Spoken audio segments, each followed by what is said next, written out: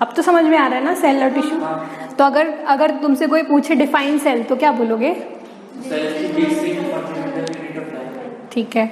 अच्छा, तो career option में रखा है ना बायो को, ऐसा तो नहीं है कि अभी से बायो छोड़ दिया? क्योंकि यूजुअली क्या होता है, टीचर्स इंटरेस्ट से पढ़ाते नहीं है तो बायो में इंटरेस्ट ही नहीं आता बच्चों को ना। अब जैसे बेसिक ही छोड़ दिया तो दैट इज रॉन्ग। तो सेल और टिश्यू, अब सेल से मिलके हमारे टिश्यूज बनते हैं। अब जो सेल्स हैं अलग अलग, उनका जो फंक्शन है सिमिलर फंक्शन है। अब अपन बोलते हैं tissue is a group of cell, है ना, लेकिन वो सेल जिनका स्ट्रक्चरल और फंक्शनिंग सेम होती है, वो सेम या सिमिलर, ठीक है, वही सेल्स मिलके क्या बनाएंगे? टिश्यू को बनाएंगे। ऐसा नहीं है कि कोई भी सेल का ग्रुप है वो इकट्ठा हो गया और वो टिश्यू को बना ले, नहीं।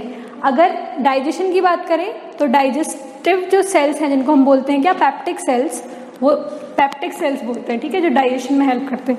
मुझे इतना बड़ी क्लास में पढ़ाने की आदत है, छोटे बच्चों को देख सकते हैं, इनको तो अरे बहुत कुछ पढ़ाना है। हाँ, तो पैप्टिक सेल्स जो होते हैं ना, जो हमारे स्टमक में होते हैं, वो सारे मिलके एक स्टमक को बनाते हैं, ठीक है। तो उनकी फंक्शनिंग और स्ट्रक्चर जो है वो सिमिलर होता है। ऐसा नहीं है कि अगर कोई सेल का स्ट्रक्चर ऐसा है, ठीक है, तो कोई अलग दूसरे स्ट्रक्चर का हो जाएगा, या इसका फंक्शन है कि भैया ये गैस ये प्लांट सेल्स में कॉम्प्लेक्स टिश्यूज में तो अलग-अलग सेल्स, हाँ, जाइलम फ्लोएम है, तो उसमें भी जो टिश्यूज हैं, जाइलम एक अलग वो है, फ्लोएम एक अलग वो है। जाइलम फ्लोएम सेल्स थोड़ी ना है, they are tissues. Xylem is a group of cells, phloem is another group of cells, इसलिए तो हम उनको टिश्यूज में पढ़ते हैं, जाइलम फ्लोएम को, है ना, क्योंकि उनकी फंक्शनिंग तो सेम है। जाइलम की फंक्शनिंग क्या है? ट्रांसपोर्ट करना। ट्रांसपोर्ट क्या? Transportation of water. फ्लोएम का क्या है? फूड का ट्रांसपोर्टेशन करना, ठीक है। तो उनका सेल जो है उसका एक ही फंक्शन है, सिमिलर फंक्शन है, ठीक है। हाँ हाँ हाँ, फूड कर रहा है, मतलब सारे सेल्स जो, अब देखो सिंपल बात है, इस क्लास में अगर मैं 12th के बच्चे बिठा दूं तो फंक्शनिंग गड़बड़ा जाएगी, है ना। तो 9th के बच्चे कुछ बोलेंगे, 12th के बच्चे कुछ बोलेंगे, इसीलिए सेम इसके साथ है अपने सेल्स के साथ। कैसा है कि जैसा उसका काम रहता है वैसे इसका रहता है, ठीक है। कोड बताना है 78870। हाँ, बाय बाय। वैक्सीनेशन मैं करवा रही हूँ ना अभी, मतलब मेरे अंडर में ये लोग हैं, मैं डॉक्टर हूँ ना, तो मेरे अंडर में दो सेंटर्स हैं ऐसा, ठीक है। चलो लेट इट बी। तो अपन ये पढ़ते हैं, इसलिए मुझे लगता है कोई, मैं 10th में पूछा डॉक्टर इसको बनना है, तो बोलते मैम हमें नहीं बनना। मैंने बोला अभी से प्लान कर लिया कि नहीं बनना, उसको ओपन तो रखो।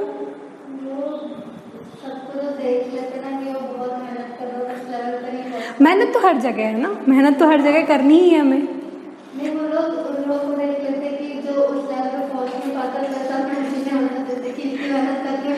बस वही, ठीक। लेकिन हाँ, bio is very good subject, आगे इसको पढ़ो, इसीलिए मैं अलग से क्लास लगवा रही हूँ, नहीं तो जरूरत नहीं है इस चीज़ की। साइंस में वो भी इंक्लूड हो जाता है, लेकिन नहीं भाई, मुझे लगता है कि बचपन से उनको पढ़ाएंगे तब तो समझ में आएगा कि bio is very precious subject और बहुत फन है। पता, एक चीज समझ में आ गई तो सब कुछ समझ में आ गया। चलिए अब हम स्टार्ट करते हैं हमारा सेल, हमारा टॉपिक जो है सेल। तो हमने सेल के बारे में जो जो पढ़ा वो लास्ट लेक्चर में एक बार रिवाइज कर लेते हैं। हमने क्या पढ़ा था? स्टार्ट से शुरू करते हैं। हाँ, उसकी हमने डेफिनेशन देखी। After that we saw what, कि दो टाइप के सेल्स होते हैं, यूकैरियोटिक और प्रोकैरियोटिक। उसके न्यूक्लियस के अकॉर्डिंग कैसा उसका न्यूक्लियस है, और ऑर्गेनिजम्स भी इसी अकॉर्डिंग दो टाइप में, यूनिसेल्युलर मतलब जिनमें एक सेल है, एक सेल ही उनका सारा फंक्शनिंग कर देती है, weather it is excretion, digestion, respiration, सब एक सेल कर रही है। मल्टीसेल्युलर ऑर्गेनिजम्स मतलब अलग अलग सेल के ग्रुप अलग अलग फंक्शंस कर रहे हैं, ठीक है। इसको हाँ, मल्टीसेल्युलर को यूनिसेल्युलर क्यों नहीं मानते?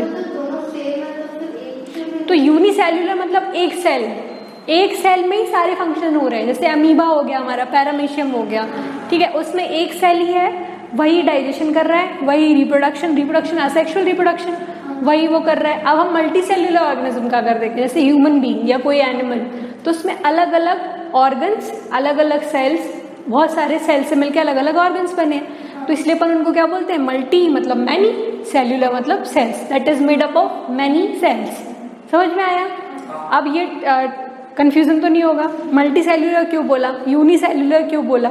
यूनिसेल्यूलर मतलब one cell is doing all the functions, whether it is digestion, whether it is respiration, whether it is excretion, या वेदर इट इज रिप्रोडक्शन, सारा कुछ एक ही सेल कर रही है। ठीक है, फिर हमने इसमें आगे पढ़ा था अबाउट सेल ऑर्गेनेलीज, यही पढ़ा था? नहीं, फिर हमने देखा था प्लांट सेल और एनिमल सेल, इसका डिफरेंस हम आज देखेंगे। ठीक है, फिर हमने बोला कि कुछ कुछ डिफरेंस हैं जो इम्पोर्टेंट है, वो मैं आपको बताऊंगी अभी। तो फिर मैंने बोला था कि प्लांट सेल्स में क्या एब्सेंट होता है, एनिमल सेल में सेल वॉल इज एब्सेंट, और प्लांट सेल में cell wall is present. Why? Cell wall जो होती है, it is made up of cellulose and it provides the rigidity to the plants. उनको एक जगह पे स्टेबल रहना है, एनिमल्स को तोड़ना है, एनिमल्स को तो मूवमेंट करना है ना। तो और फिर मैंने बोला उसके अंदर अगर हम बात करें तो क्या है स्ट्रक्चर, अगर देखें तो प्लाज्मा मेम्ब्रेन होता है। Plasma membrane is a semi permeable membrane. ठीक है, उसमें से सिलेक्टिव चीजें ही अंदर बाहर जा सकती हैं, आ सकती हैं। ठीक है, फिर उसके बाद में हमने बोला वो किस चीज से मिलके बनी है, प्रोटीन एंड लिपिड्स। अब ये चीज हो गई। अब अपने लास्ट क्लास में अपना पढ़ा था सेल ऑर्गेनेली, जो कि क्या था, ER, एंडोप्लाज्मिक रेटिकुलम थे। उसके बारे में अपन ने क्या पढ़ा था, हाँ, और हमने ये भी देखा था कि they synthesise what, protein and lipid.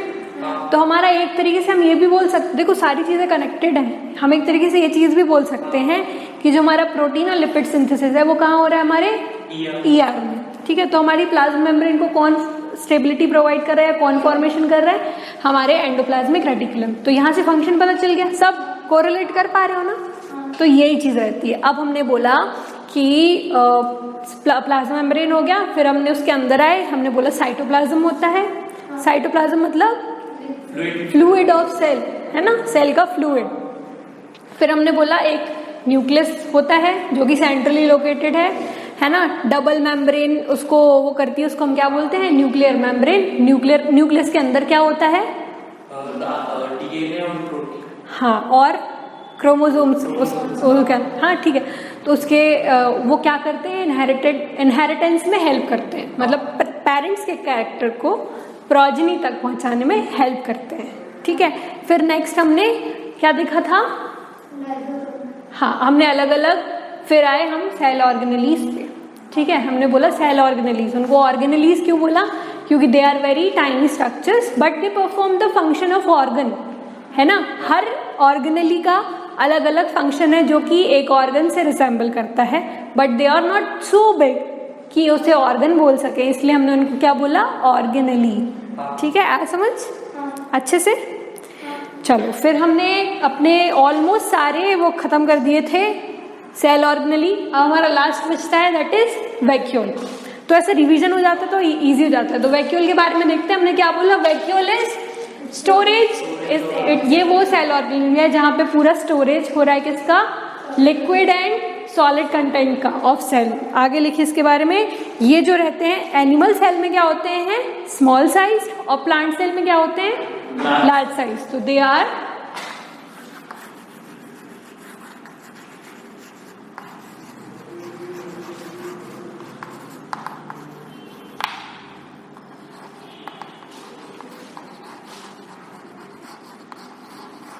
गर्मी लग रही है क्या किसी को, they are large size in plant cell and small sized in animal cell. इसका रीजन मैंने अभी बताया था, किस किस को याद है, क्योंकि प्लांट सेल्स में स्टोरेज के लिए कोई दूसरी चीज नहीं होती है, इसलिए दे आर। अब फंक्शन देखते हैं इनके। तो फंक्शन क्या है, जो वैक्यूल होता है 50 to 90% of cell volume cover करता है। ठीक है, तो लिखते हैं फंक्शन,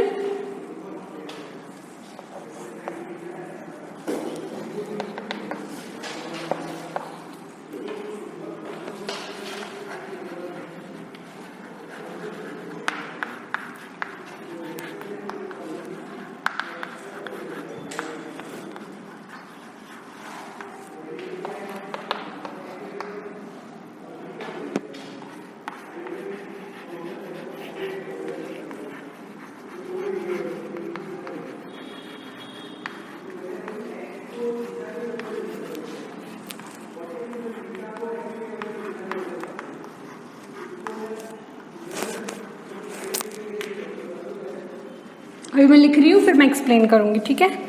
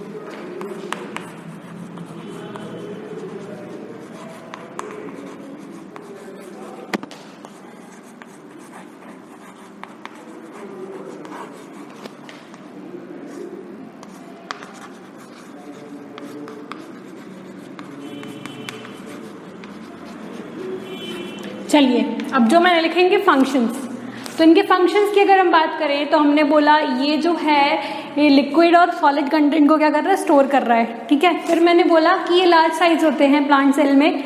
अब हमने बोला कि ये 50 to 90% ऑफ सेल वॉल्यूम, ठीक है, मतलब सेल के अंदर क्या है हमारा साइटोप्लाज्म और उसमें ये हमारा क्या है वैक्यूल, ठीक है, वैक्यूल। तो हमने बोला कि ये 50 to 90% ऑफ सेल वॉल्यूम को क्या कर रहा है, ऑक्यूपाई कर रहा है, ओके। फिर मैंने बोला हाँ अब ये ऑक्यूपाई कर लिया, ऑब्वियस बात है जब उसने उस जगह को ऑक्यूपाई कर रखा है और उसके अंदर कुछ मटेरियल फिल्ड है तो वो क्या करेगा, सेल को रिजिडिटी प्रोवाइड कराएगा, यानी कि स्ट्रॉन्ग बनाएगा सेल को। तो सबसे पहला फंक्शन क्या है, it provides rigidity to the cell, ठीक है। सेकेंड हमने बोला कि समटाइम ये वही चीज 50 to 90% ऑफ सेल वॉल्यूम क्या ऑक्यूपाई करता है हमारा वैक्यूल, ठीक है। थर्ड चीज हमने बोली कि कुछ कुछ वाइटल सब्सटेंसेस, हमने बोला कि सॉलिड भी करता है और लिक्विड भी करता है ना, कुछ कुछ वाइटल सब्सटेंसेस जैसे कि हमारा अमीनो एसिड, शुगर और प्रोटीन इसके अंदर ही स्टोर्ड रहते हैं। तो दे स्टोर वाइटल सब्सटेंसेस या इंपॉर्टेंट, वाइटल मतलब इंपॉर्टेंट, ठीक है। इनके अंदर क्या है हमारे इंपॉर्टेंट सब्सटेंसेस हैं, ओके। फिर हमने बोला जैसे कुछ, अब सबसे ज्यादा इंपॉर्टेंट फंक्शन इनका होता है किसमें, हमारे यूनिसेल्युलर ऑर्गेनिजम्स में। यूनिसेल्युलर अभी बताया था क्या करते हैं, जैसे कि अमीबा हो गया, पैरामीशियम हो गया, इनमें क्या है एक ही सेल के अंदर सारे फंक्शन चल रहे हैं, तो इनको ऑब्वियस सी बात है एक स्पेशलाइज्ड ऑर्गन चाहिए जहाँ पे सब कुछ स्टोर कर सके जो कुछ ये खा रहे हैं बाहर से। अमीबा का खाना तो बाहर ही रहता है ना, हमने देखा ना सूडोपोडिया बनाता है। अमीबा का डाइजेशन पता है सबको, क्या करता है अमीबा, हाँ होता क्या है अमीबा में, समझ लो ये हमारा एक अमीबा है, हाँ हाँ, तो इधर पे समझ लो इसका ये फूड है, तो ये क्या करेगा इसके, अब देखना सेकंड पार्ट बता रही हूँ, यहाँ इसके पास आएगा चल चल के और यहाँ पे अपना फूड था, तो यहाँ पे ये ऐसे सूडोपोडिया बना लेगा। सूडोपोडिया मतलब फेक फूड, क्या बना लेगा, फेक फूड, सूडोपोडिया ये बना लेगा और इसको क्या कर लेगा, इंजेस्ट कर लेगा, ओके। अब इसने इंजेस्ट कर लिया, फिर ये पार्टिकल अंदर चला जाएगा, फिर ये क्या हो जाएगा, इसको अंदर ले लेगा, हाँ ठीक है। अब ये जो है कहाँ स्टोर होगा, हमारे वैक्यूल में, ठीक है। तो अपन ने बोला कि इन यूनिसेल्युलर ऑर्गेनिजम्स ये क्या कराता है, बेसिकली डाइजेशन और एक्सक्रीशन की प्रोसेस कराता है, ठीक है। तो लिखते हैं हम कि in unicellular organism they play very important role, कि ये क्या कराते हैं, एक्सक्रीशन भी करा रहे हैं और डाइजेशन भी करा रहे हैं, ठीक है। मतलब हमारे जो फूड, इसके बारे में लिख लेना इसको एक्सप्लेन करते हुए, क्योंकि यूजुअली ये याद नहीं रहता, तो लिखते हैं डाइजेशन कैसे करा रहे हैं, the food particles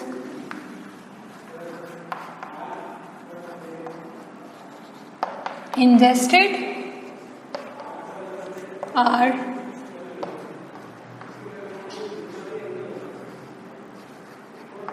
broken down and stored in vacuole. समझ आया? ये लिख लिए सारे?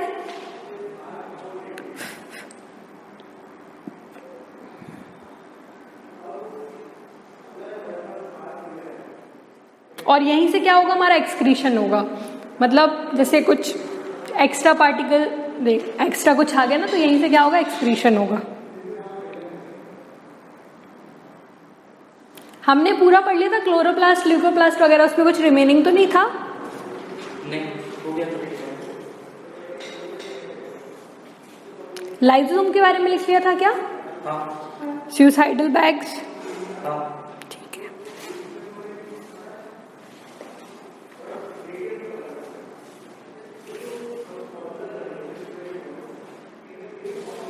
ये हो गया।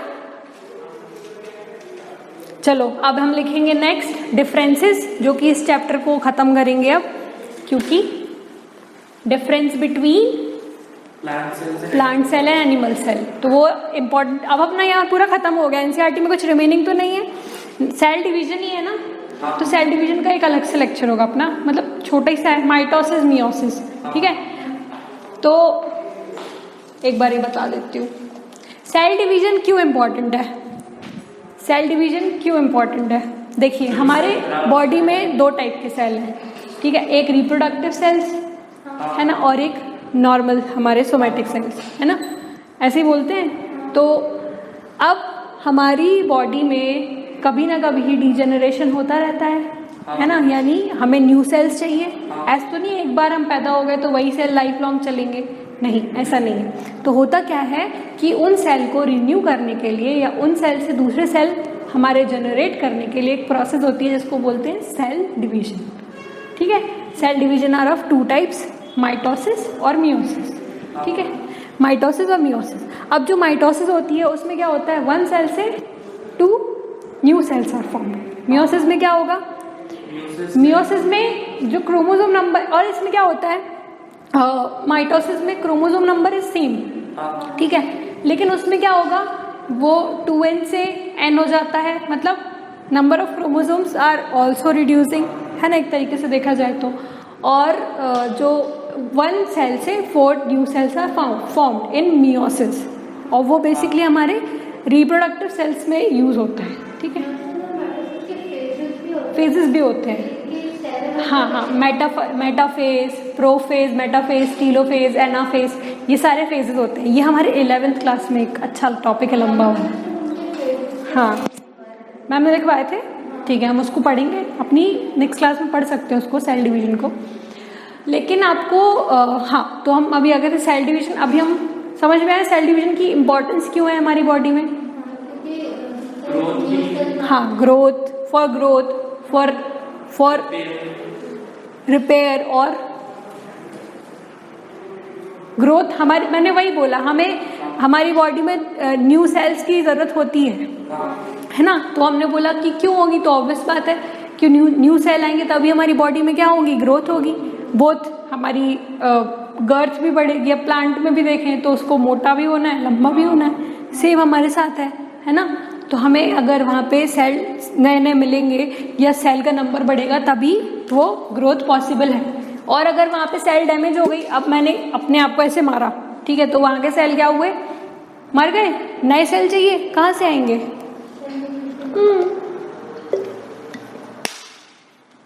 इसीलिए cell division is very important process for humans and plants and किसके लिए। चलो अब नेक्स्ट लिखते हैं डिफरेंसेस जो हमें लिखने हैं इंपॉर्टेंट। यहाँ आके हमारा पूरा सेल जो है, सेल का जो टॉपिक है हमारा, यहाँ पे आके खत्म हो जाएगा। ठीक है, इसके बाद हम क्या पढ़ेंगे, अबाउट टिश्यू। तो बेसिकली सेल में और कुछ रिमेनिंग तो नहीं है ना, इतना ही था। हाँ, प्लांट सेल में जो प्लाज्मा मेम्ब्रेन होती है, हाँ, तो वो सिलेक्टिवली परमिबल होती है, मतलब जितनी देर उसको वो बताते हैं उतनी जाती है, मतलब मेन चीजें अंदर होती है। हाँ हाँ हाँ, तो एनिमल सेल में तो ये चीज नहीं होती है। एनिमल सेल में भी ये होता है।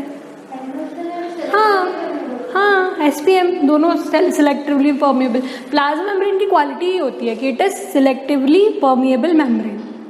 ठीक है, क्योंकि it is made up of protein and lipid. तो प्रोटीन चैनल्स होते हैं, उसमें क्या होते हैं, प्रोटीन के चैनल्स होते हैं।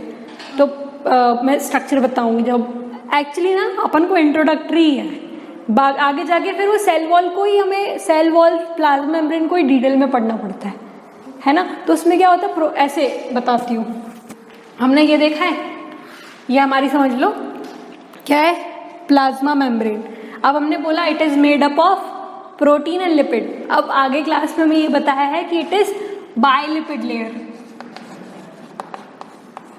यानी कि यहाँ लिपिड्स अरेंज रहते हैं और साइड साइड में प्रोटीन्स अरेंज रहते हैं, है ना। और कौन से प्रोटीन होते हैं, 2 टाइप के प्रोटीन होते हैं, फिर इंट्रिंसिक और एक्सट्रिंसिक प्रोटीन्स। तो ये बहुत लंबा टॉपिक है लेकिन बहुत इंटरेस्टिंग टॉपिक है। अभी तो हम इंट्रोडक्टरी लेक्चर्स हैं क्योंकि हम 9th क्लास में, ठीक है। तो बेसिकली प्रोटीन लिपिड प्रोटीन ऐसे अरेंजमेंट होता है, ठीक है।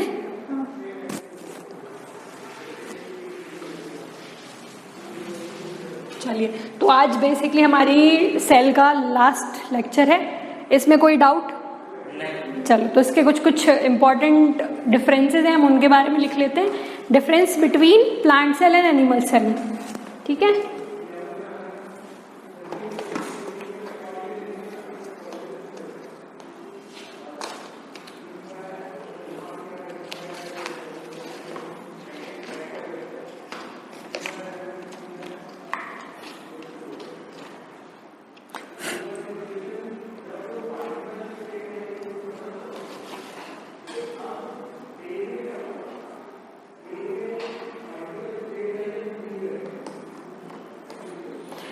चलिए, plant cell and animal cell देखते हैं।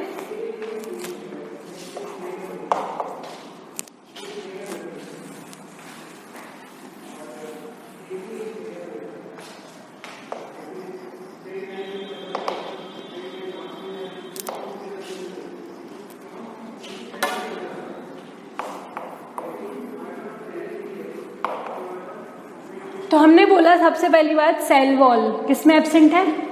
एनिमल सेल में। तो लिखते हैं cell wall is absent in animal cell.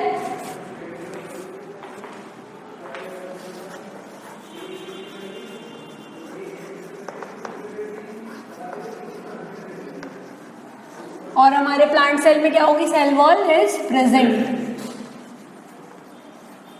Boring तो नहीं लग रही क्लास?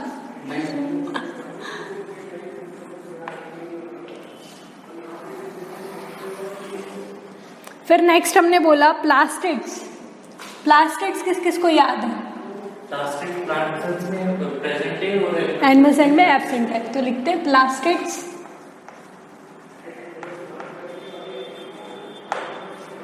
पता है ना प्लास्टिड कौन कौन है? रिवाइज करते हैं। प्लास्टिड और ल्यूकोप्लास्ट। क्लोरोप्लास्ट किसका पार्ट है? क्रोमोप्लास्ट है, ठीक है। चलो, क्रोमोप्लास्ट क्या करते हैं? कलर प्रोवाइड करते हैं। ल्यूकोप्लास्ट क्या करते हैं? स्टोर करते हैं। प्लास्टिड्स आर प्रेजेंट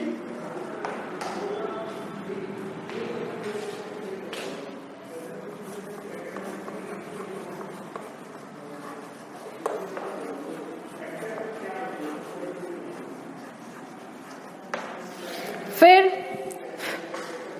वैक्यूल किसमें एब्सेंट होगा? वैक्यूल प्लांट सेल्स में सेंटर में होता है और एक ही होता है सेंटर। हाँ, मतलब अगर प्लांट सेल बोले तो vacuole is present and it is very large size, ठीक है। तो वैक्यूल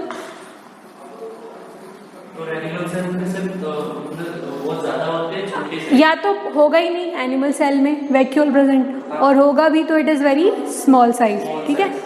तो vacuole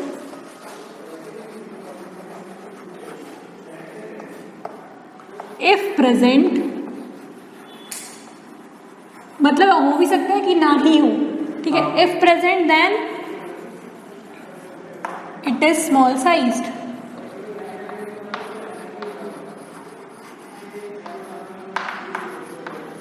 Vacuole is present and it is large sized.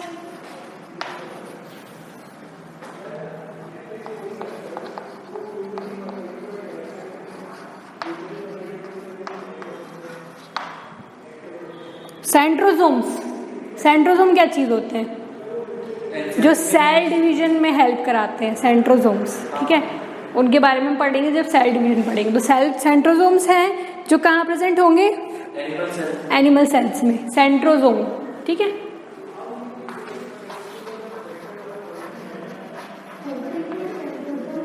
क्या? हाँ, सेंट्रोसोम स्पेशलाइज्ड सेल ऑर्गेनेलीज हैं जो किस सेल डिवीजन के ड्यूरेशन में, सेल डिवीजन जब सेंट्रोसोम न्यूक्लियस के अंदर ही प्रेजेंट होते हैं, ठीक है। और ये जो है ना, ये जब सेल डिवीजन होगा उस टाइम पे सेंट्रियोल फॉर्मेशन होता है। मतलब सेंट्रियोल क्या होता है? जब देखो सिंपल चीज, ये मियोसिस माइटोसिस जब हो रहा है तो यहाँ पे ये हमारा एक सेल है, ठीक है। तो हमने बोला कि अगर इसको डिवाइड होना है, ये हमारा एक सेल, इसको डिवाइड होना है, तो यहाँ पे पोलराइजेशन हो जाता है, तो उसको हम बोलते हैं सेंट्रियोल। वहाँ पे प्रोजेक्शंस फॉर्म हो जाते हैं, ठीक है। वो हम सेल डिवीजन जब पढ़ेंगे ना तब समझ आएगा सेंट्रियोल और सेंट्रोसोम क्या होते हैं, ठीक है। तो सेंट्रोसोम कहाँ प्रेजेंट होंगे? एनिमल सेल में, और प्लांट सेल में it is absent.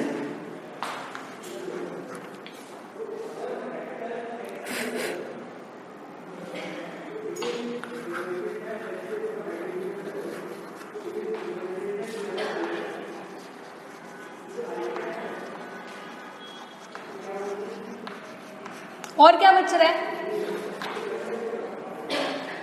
Nucleus, animal cells में वो न्यूक्लियस सेंटर में होता है, प्लांट सेल्स में साइड में होता है। हाँ, बट वो इतना इम्पोर्टेंट नहीं है डिफरेंस में लिखना, it is not very important. Centriole,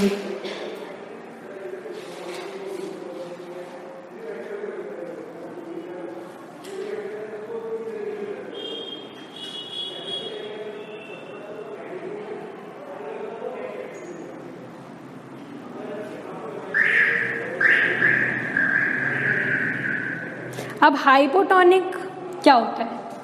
ये लिख लिया ना सबने?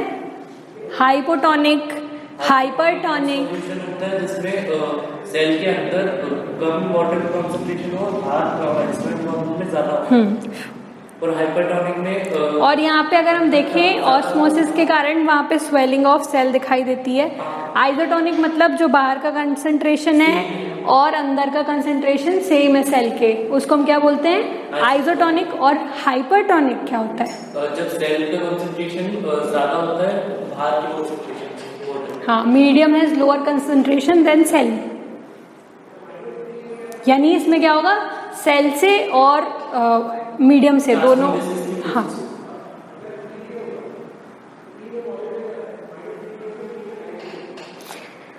और क्या बच रहा है इसमें?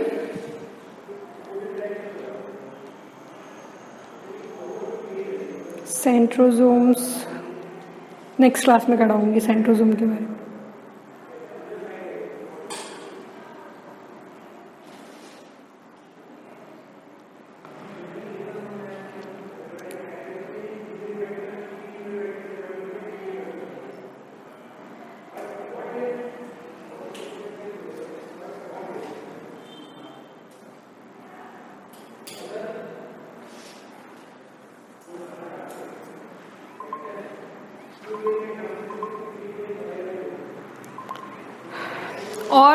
और डिफरेंस किसका है हमारा? यूकैरियोटिक एंड प्रोकैरियोटिक वाला।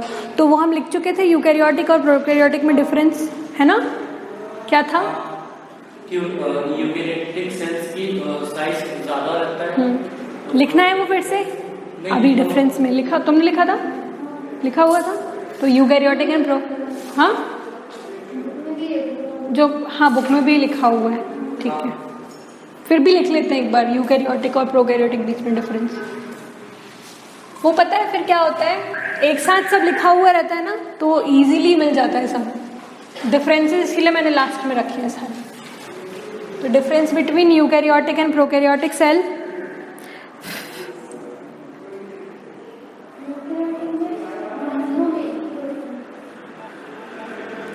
यूकैरियोटिक में क्रोमोसोम एक ही होता है।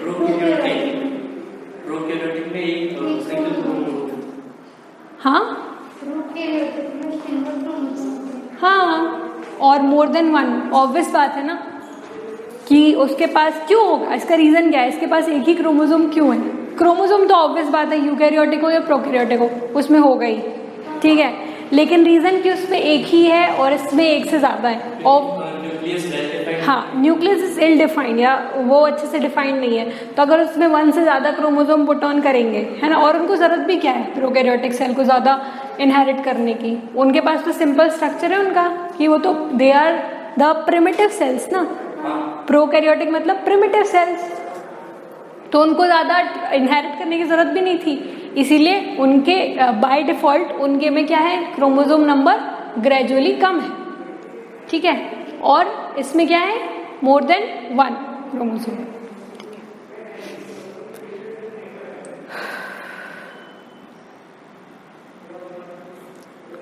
चलिए डिफरेंस लिखते हैं बिटवीन यूकैरियोटिक एंड प्रोकैरियोटिक।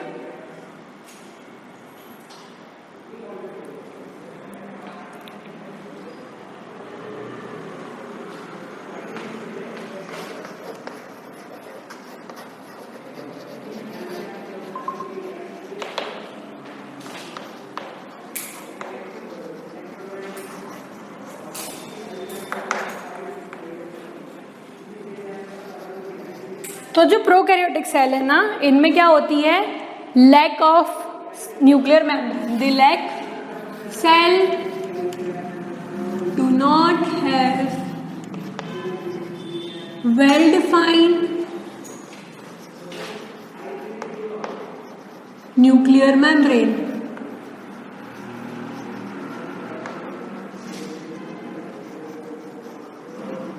और यूकैरियोटिक सेल में क्या होगा, they have well defined nuclear membrane. Writing समझ में आ रही है, गड़बड़ तो नहीं है कुछ? किसको? हाँ, न्यूक्लियर, हाँ कह सकते हैं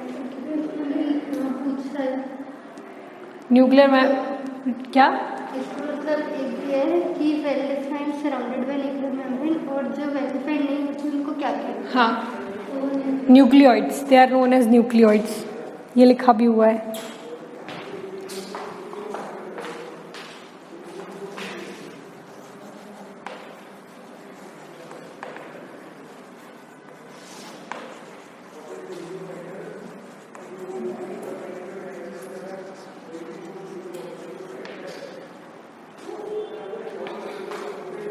They have single chromosomes.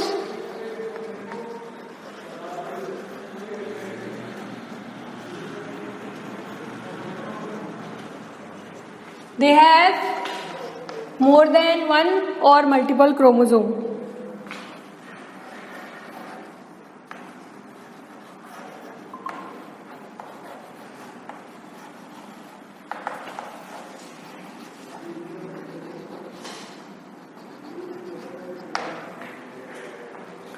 फिर हमने बोला ये किस में मिलेगा हमें, यूनिसेल्युलर ऑर्गेनिजम्स में, तो these cells are always unicellular, और यूकैरियोटिक सेल्स क्या होंगी, हमेशा मल्टीसेल्युलर। हाँ,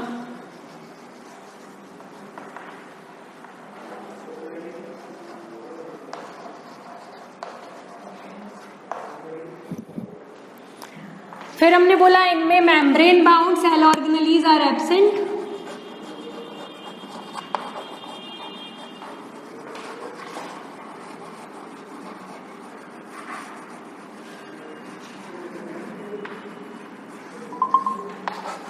और इनमें क्या होंगी, membrane bound cell organelles are present.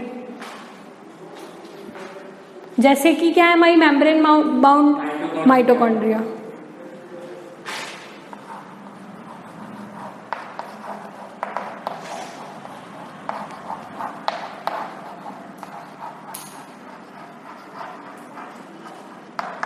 Next जो है इसमें जो है सेल डिवीजन है ना, वो किससे होगा, बाइनरी फिजन से। जो प्रोकैरियोटिक सेल है वो जैसे अमीबा है हमारी, वो एसेक्सुअली रिप्रोड्यूस होगी, है ना, तो सेल डिवीजन जो है इसमें क्या होगा, बाइनरी फिजन से, एक सेल दो सेल में टूट गई, ठीक है, विदाउट क्रोमोसोम का डिस्ट्रीब्यूशन, इक्वल डिस्ट्रीब्यूशन, ठीक है। तो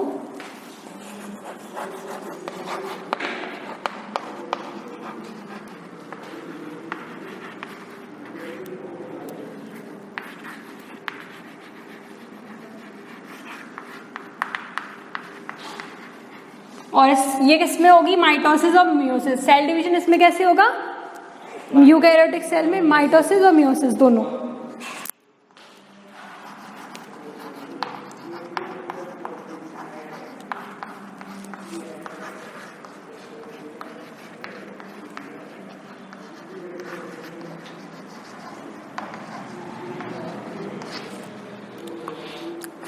इसके एग्जाम्पल अगर हम देखें तो क्या होंगे हमारे, बैक्टीरिया, हमारी अमीबा,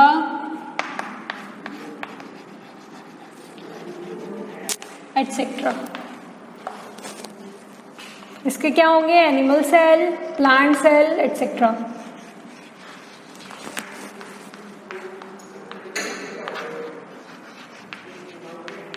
ठीक है। So this was about our today's topic. हमने इसमें देखे अबाउट वैक्यूल, कुछ सेल के ऑर्गेनेलीज, और हमने देखा difference between eukaryotic and prokaryotic cell and difference between animal cell and plant cell.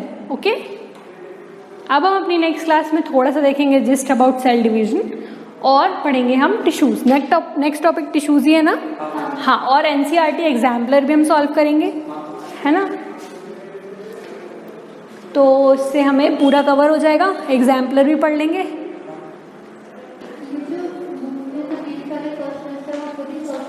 हाँ, बट मैं करा दूंगी ना, सब कुछ करा दूंगी।